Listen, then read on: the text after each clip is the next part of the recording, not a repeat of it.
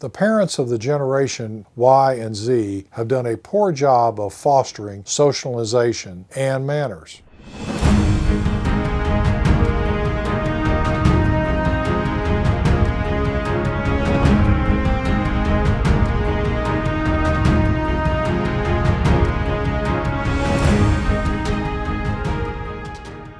Welcome to Texas Progressive Time, a show for the practical and pragmatic, not the extremists. My name is Neil Durrance.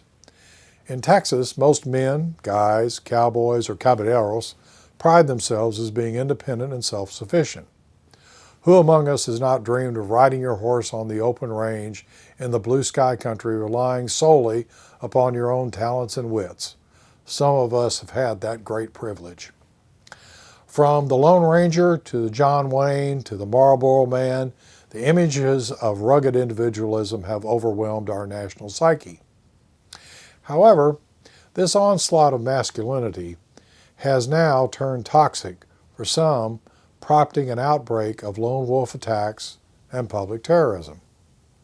I don't know if you've noticed, but the vast majority of mass shooting attacks were committed by white men under the age of 25. The most common profile? Withdrawn, highly introverted, marginally educated, and few, if any, friends.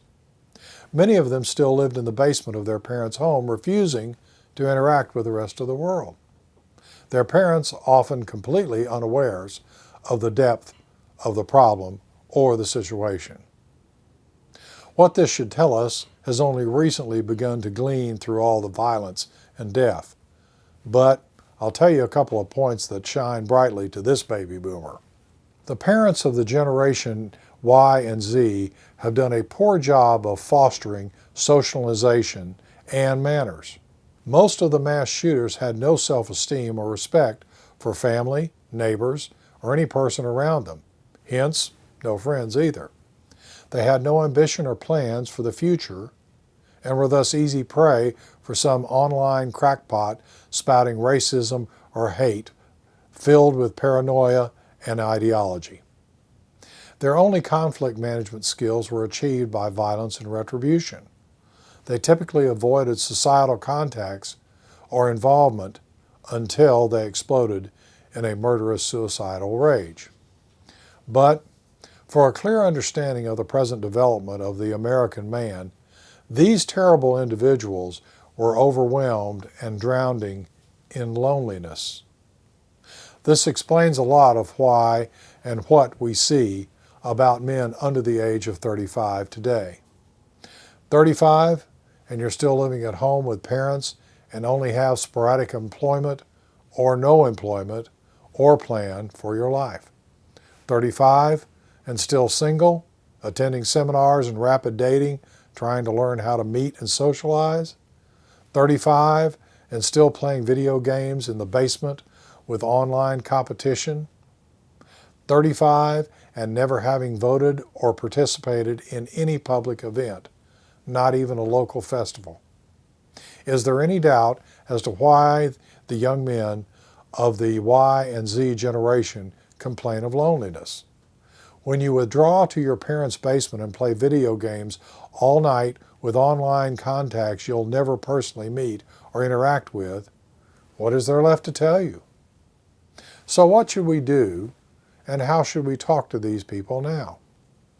I believe family first, period.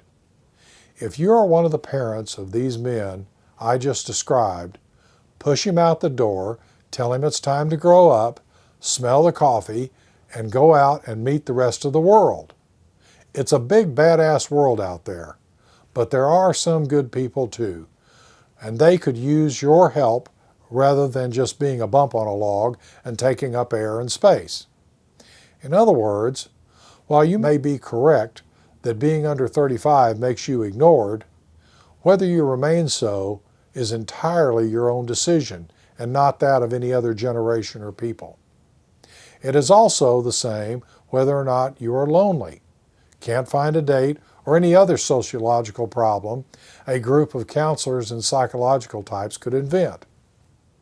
If you believe, as I do, that it is time to come out of the darkness and isolation and make a real change in this world for the better, then like and subscribe. If you're under 35 and think we should all have a better life and not just the wealthy elite, like and subscribe. I'll see you next week.